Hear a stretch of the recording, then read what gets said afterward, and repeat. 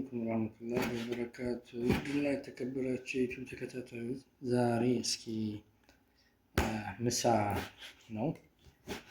ጥብስ ይላል። ጥብስ ነው። ያው በሁለት አይነት ነው የሚሰራው። እስኪ ያው እስከ መጨረሻው ታወጣላችሁ። ያው በእኔ አካባቢ ቅርብ ያለ ተፈደሩ ብለናል። ጁማአን አብረን እናሳልፍ። ያው እንግዲህ ከመጀመሪያው እስከ መጨረሻ ያለውን ሂደት አብረን የምናየው ይሆናል።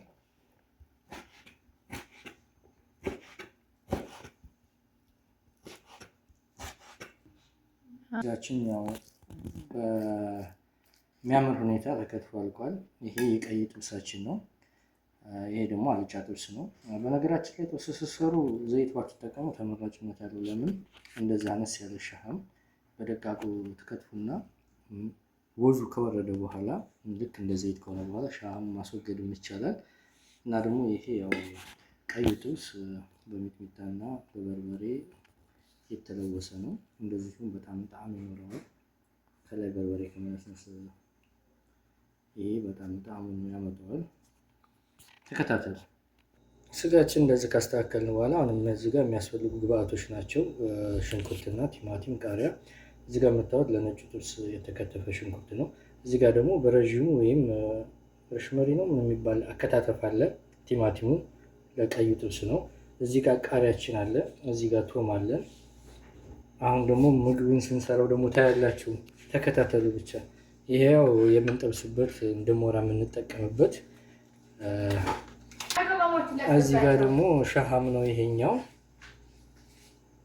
እነዚህ ደግሞ ማለት የምታዩቸው መረቀ ማጂ ናቸው፣ ያጣፍጡልናል። እዚህ ጋር እንደምታዩት ሻሃማችንን እየጠበስን ነው። ይሄ በደንብ ሞራው ዝቅ እስከሚልና እንደ ዘይት እንዲመጣ መጠበስ አለበት። በደንብ ሞቅ ባለ እሳት ማለት ነው።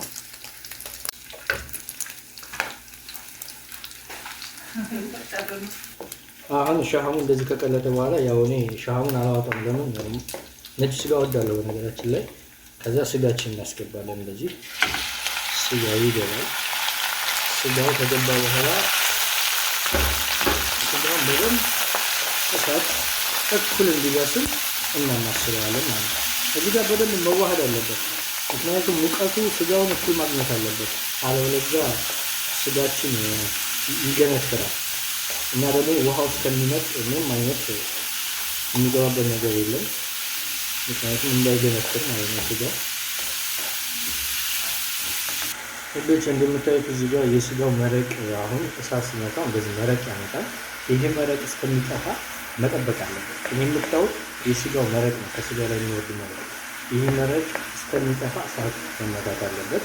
ከዛ ምርጥ ጣዕምና ቆንጆ ላፍ ገር የሆነ ጥብስ ይሆናል ማለት ነው።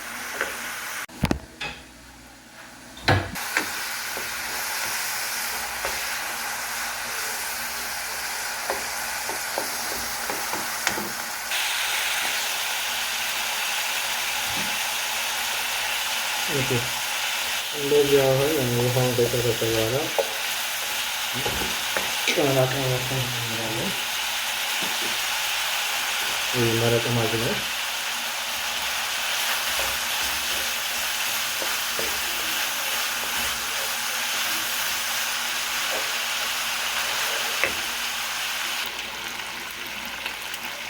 እዚህ ጋር ትንሽዬ ከለር እንዲቀይርልን እርድ እንጠቀማለን።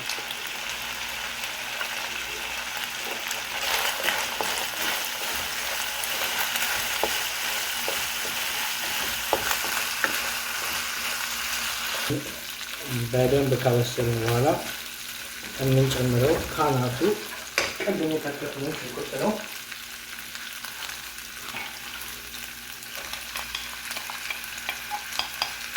እነዚህ ሽንኩርታችን ከተጨመረ በኋላ እንደባልቃለን ማለት ነው።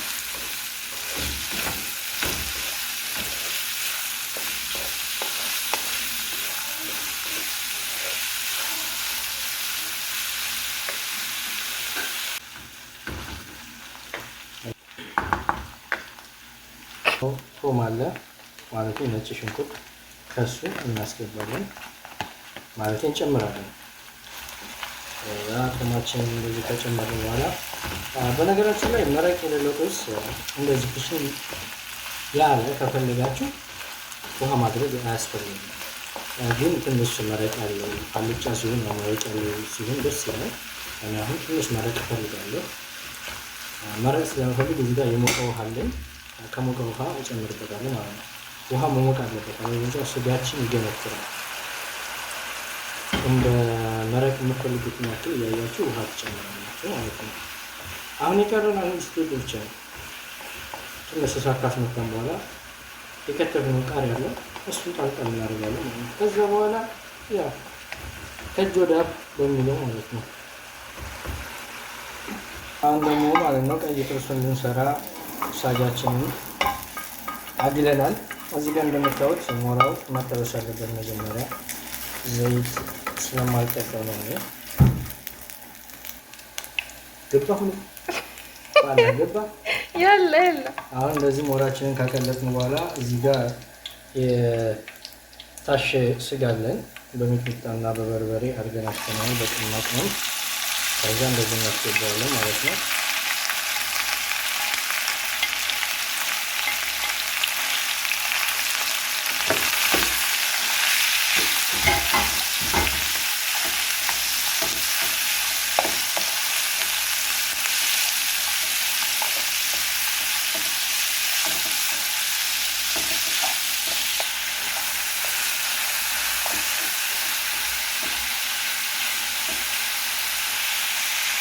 አሁን በዚህ ስጋችን እየበሰለ ይገኛል። ምንም አይነት ውሃ ምናምን አልተጠቀምኩም። የስጋው መረቅና የራሱ ቅባት ነው። እንደዚህ ከበሰለ በኋላ በደንብ ታበስሉታላችሁ። እንደ ስጋችሁ ይወስናል ሰዓቱ ማለት ነው። በደንብ ማብሰል ነው የሚጠበቅባችሁ። ከተጠበሰ በኋላ የምናደርገው ቅድም የከተፍነውን ሽንኩርት እናደርጋለን። ቲማቲምንም እናደርጋለን። ምክንያቱም የቲማቲምና የሽንኩርት ውሃ ስለሚፈጠር ውሃ እንጠቀም። ይሄን ለመጀመሪያ የምናደርገው ቲማቲምና ሽንኩርትን ካደባለቅን በኋላ እንገጥማለን ማለት ነው። ለምን ቲማቲምና ሽንኩርቱ ትንሽ በደንብ ገንፏለት። እዚህ ጋር እንደምታዩት መረቅ ማጅ አስገብቻለሁ። እዚህ ጋር ደግሞ ቶም አለኝ። ቶምን አስገባለሁ ማለት ነው።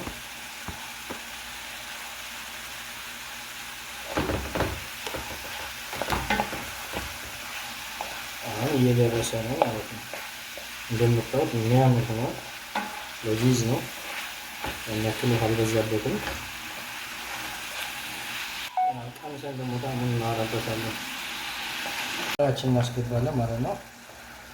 ሁሉም ደርሶልናል። እንደዚህ ቃሪያችንን ካስገባን በኋላ ማቅረብ ነው።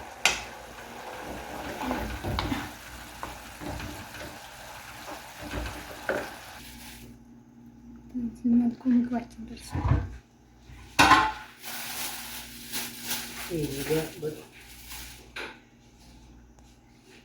እንደምታዩት ምግባችን በዚህ መልኩ ጃይዝ ሆኗል። በቀይና ባልጫ ማለት ነው። ታልፈደሉ